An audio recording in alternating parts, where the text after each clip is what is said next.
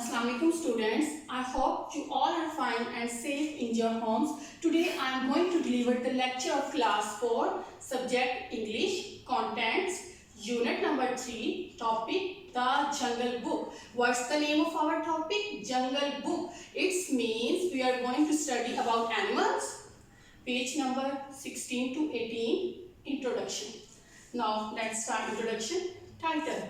What is title? Title is the name of the story and the name of our story is The Jungle Book. It's an interesting story about a child who grows up with animals. ये बहुत ही interesting story है जिसमें जो child है वो किसके साथ रहता है? Animals के साथ रहता है. Author. Now who is author? The writer of the story is called author. वो writer जो story write करता है उसको हम क्या कहते हैं? Author कहते हैं. वो person जो story write करता है and author of the Jungle Book is Rudyard Kipling. Next, setting. The place where story happens is called setting. वो जगह जहाँ पे story होती है या जहाँ की story write की जाती है उसको हम क्या कहते हैं? Setting. और हमारी story की setting क्या है? Jungle. Next, language.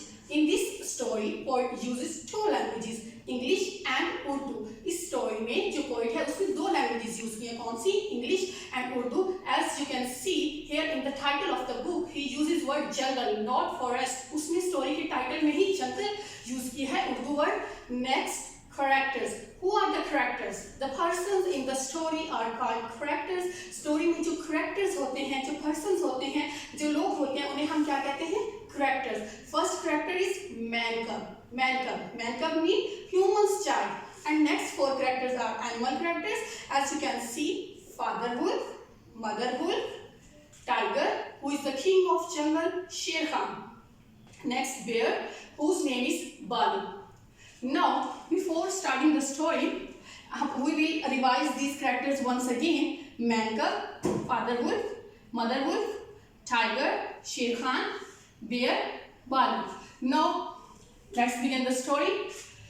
Wolves. If we will use wolves, it means it's the plural of word wolf. Now, first point is wolves discussion about Sher Khan. जैसे ही स्टोरी स्टार्ट होती है उसमें father wolf और mother wolf जो हैं वो अपने केव में बैठे हैं अपने कब्स अपने बेबीज के साथ और वो क्या डिस्कस कर रहे हैं? शेर खान के बारे में. The king of the jungle कि जो शेर खान है उसके लेग की इंजरी की वजह से अब वो वाइल्ड एनिमल्स को तो किल नहीं कर सकता, इसलिए वो अपने फूड के लिए किसको किल करता है? वो अपने फूड के लिए अब काउस को किल करता है. अब नेक्स्ट जो पॉइंट है वो है लॉ ऑफ जंगल. उनके जंगल का एक लॉ होता है, एक कानून होता है कि animals must not Hunt man. कि जो एनिमल्स हैं उनको मैन को किल नहीं करना चाहिए, उनको हंट उनका शिकार नहीं करना चाहिए. Because man killing brings man with guns. कि अगर वो मैन को किल करेंगे तो फिर जो मैन है वो भी उनको किल करेंगे. इसलिए अगर उन्होंने उस जगह पे सेफ रहना है तो it's necessary for them to not to kill man. कि उन्हें चाहिए कि वो मैन को किल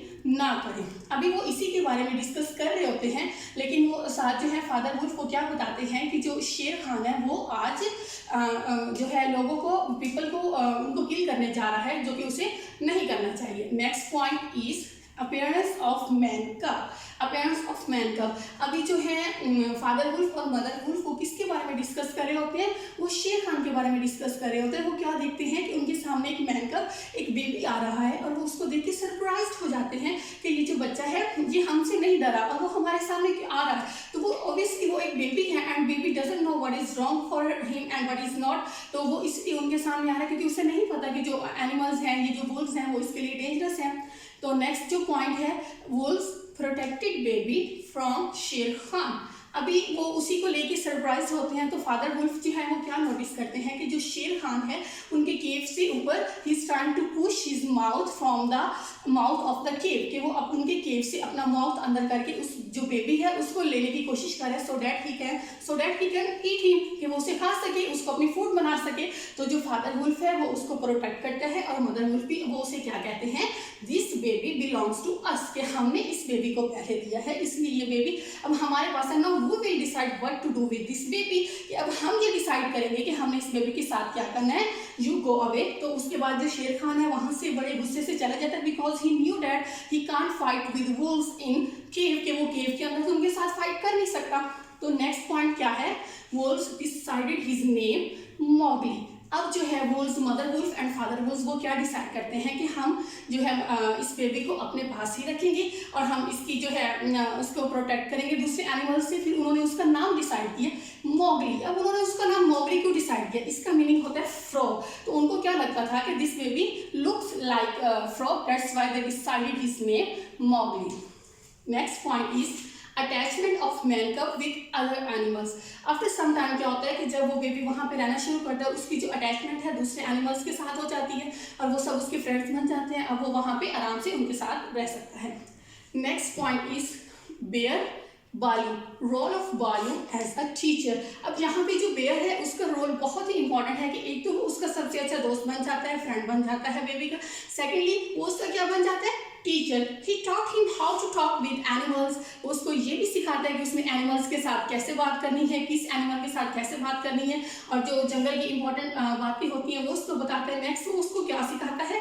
master words of the jungle की जो जंगल में इंपॉर्टेंट वर्ड्स हैं लाइक साउंड ऑफ स्नेक। जो साउंड ऑफ स्नेक क्या है?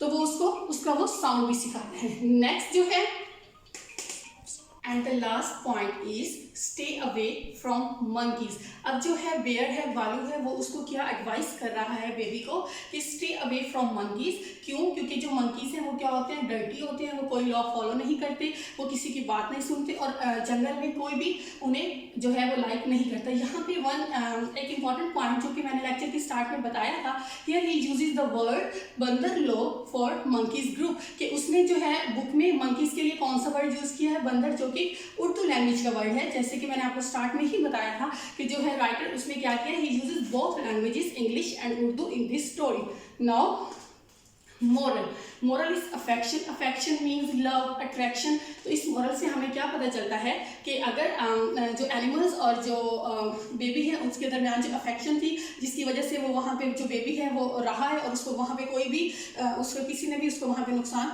नहीं पहुँचाया। Now students you have to read the story and solve the activities of related chapter in your summer pack. Thank you.